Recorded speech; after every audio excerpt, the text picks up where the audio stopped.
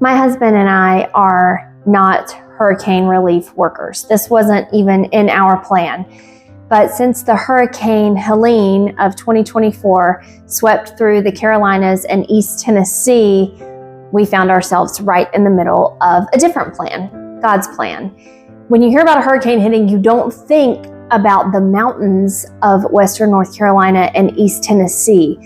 But on Friday, September 28th, Helene dumped 29 inches of rain in the mountains, and floodwaters came pouring out of those mountains into the valleys of Hampton, Tennessee, into Valley Forge, and into Irwin, Tennessee. My husband and I, right after the flood, went to help one of our friends who had significant damage to his home. The whole back half of his house was blown out. He barely escaped with his life, lost all of his vehicles, all of his belongings. And when we went home that first night, we just prayed to God for some way that we could help him get back in his home, because we knew we didn't have the resources. We didn't have what it would take to build back.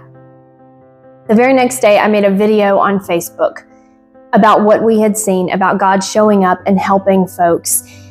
And God answered our prayers. The video went viral and had 5 million views.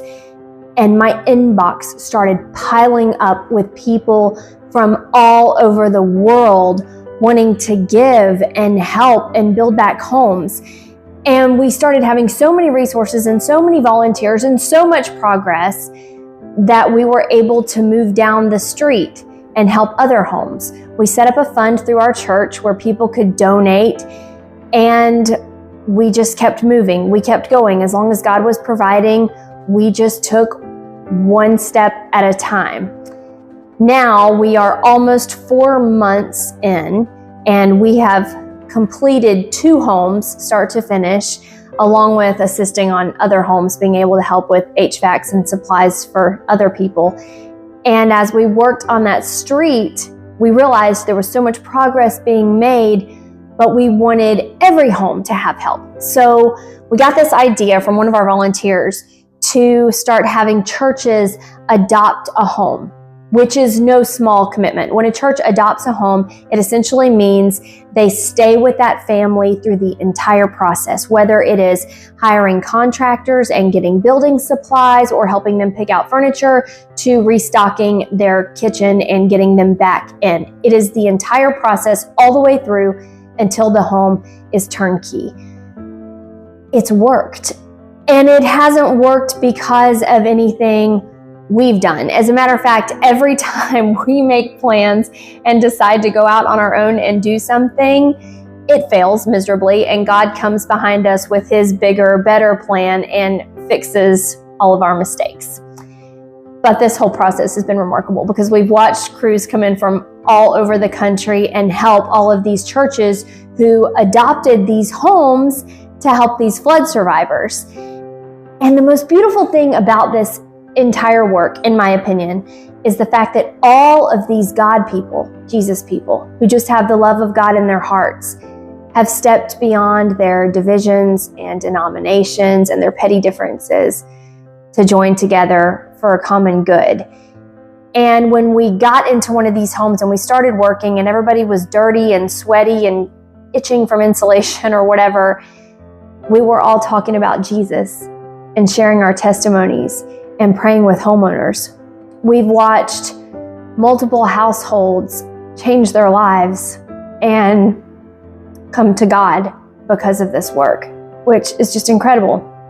So we've been working on Spring Street in Hampton, Tennessee, and now we have moved on to the Valley Forge area, River Road in Elizabethton, Tennessee. There's a couple down there that have been working on 9 homes pretty much single-handedly since this started. And a bunch of the deacons from our church have been down there helping them too since the beginning. So we've moved down there now, where our church is working on 4 homes. There are 26 homes in that area that need help.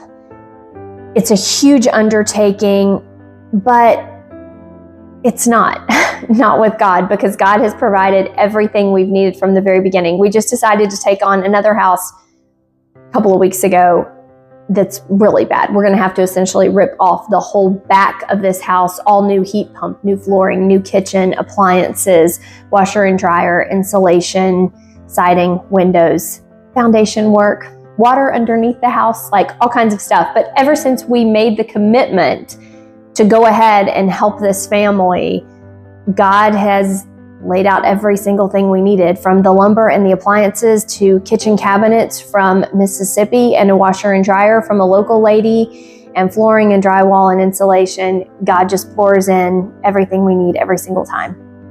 So I have a lot of people who have asked me to make this video because they wanted an overview of the entire work and what's happening right now. Because we are transitioning into what we're calling phase 2, because we've moved from Spring Street to River Road, we are going to keep doing homes. We want this spring to build a home from the ground up, and that's the goal. As long as God keeps providing, we'll keep going.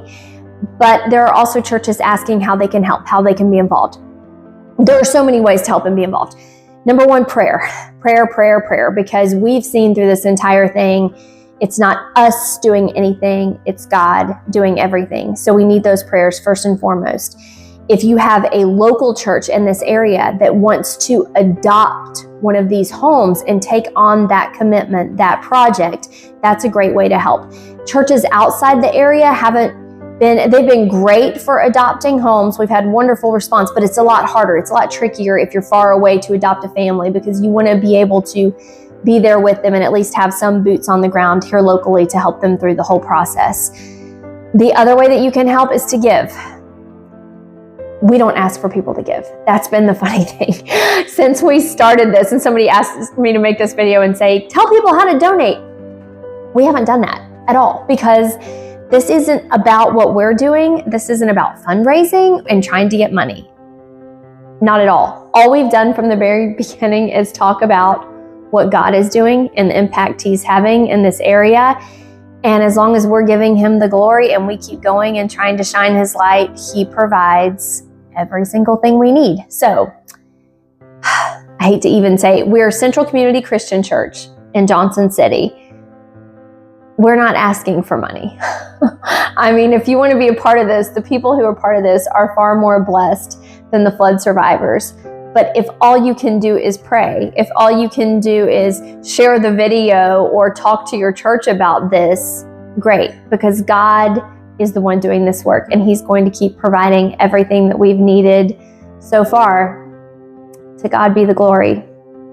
It's the coolest, most incredible work I've ever been part of. I wanted to become a Christian author so that I could shine God's light and reach lost souls. I'm not published yet. Someday, hopefully. I'm not published yet.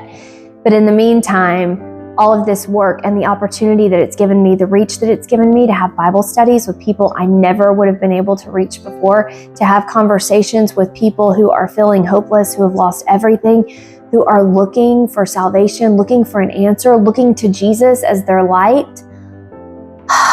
What an opportunity.